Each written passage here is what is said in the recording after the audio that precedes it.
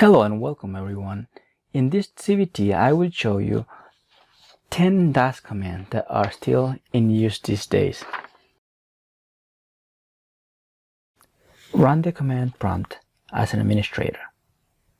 Many programs these days require that you execute them from elevated command prompt or in Windows.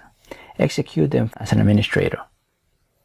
And we can achieve that by clicking on the Windows Startup or Windows menu and then type CMD and then right click and then run as administrator, and you'll see administrator. Whether if you just type on CMD, it will tell you just the command prompt. Number 2, color. The color A, and it will change the color of the text. If you want a list of all the colors you can change, just type in color space / and the question mark, and it will tell you the colors that you can change. Number 3 is task list. The task list will display the list of all tasks running on your Windows workstation. That's all the list of tasks that are currently running on your machine. Number 4 is Taskkill. This command will terminate a task or application. In this example, I will kill the Excel task. And you notice it's right here, and I have the task, the Excel spreadsheet right here. I will type Taskkill space /im space Excel.exe. And notice that the Excel spreadsheet got disappeared from here, but also it gave us a success message. Number 5, changing the boring black background color of the CMD screen. It's going to change this to transparent mode. So to do that, we're just going to click on that menu bar and go to Properties, then click Colors, and just reduce the opacity. Now you can do all your stuff in a transparent mode. Number 6, Netstat. Entering the command netstat space -an will provide you with a list of current open ports and related IP addresses. This command will also tell you what state the port is in: listening, established, or closed. That's all the list of ports. See, all these are listening and these are established, and some of them are closed.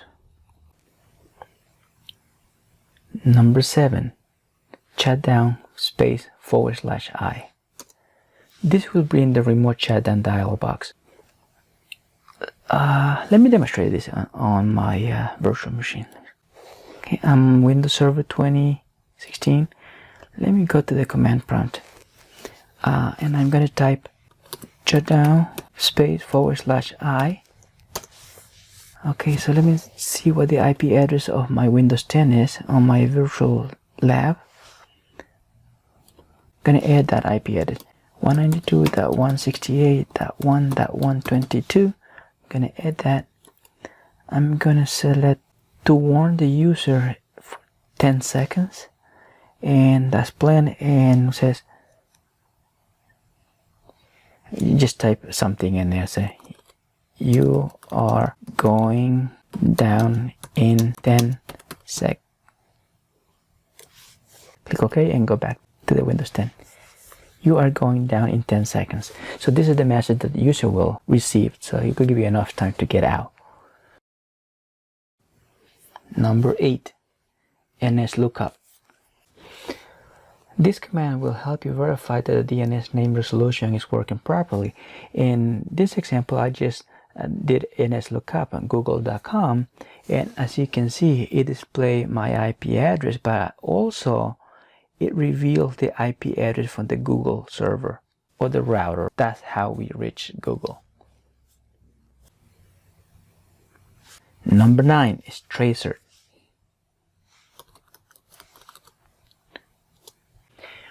The Tracert command, what it does is trace back to the path to reach the destination. In other words, it will tell us how many routers do I have to jump in or pass through in order for me to get to Google.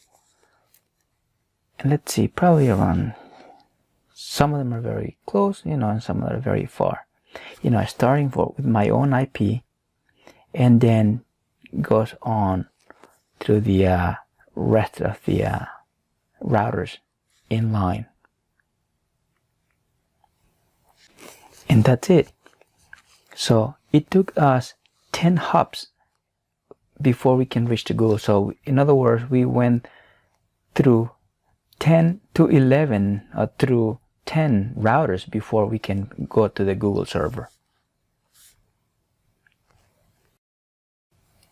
Number 10, and that is the Subst command.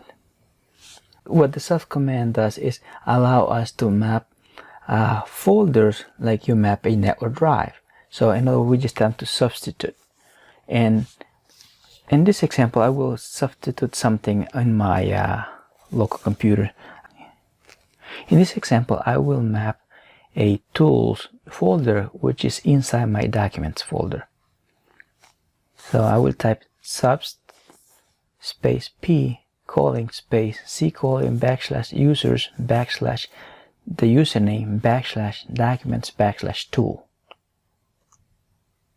And no errors. So now if I type p : I will see the letter P. So my folder became a network drive. So if I type dir, you can tell that it's there.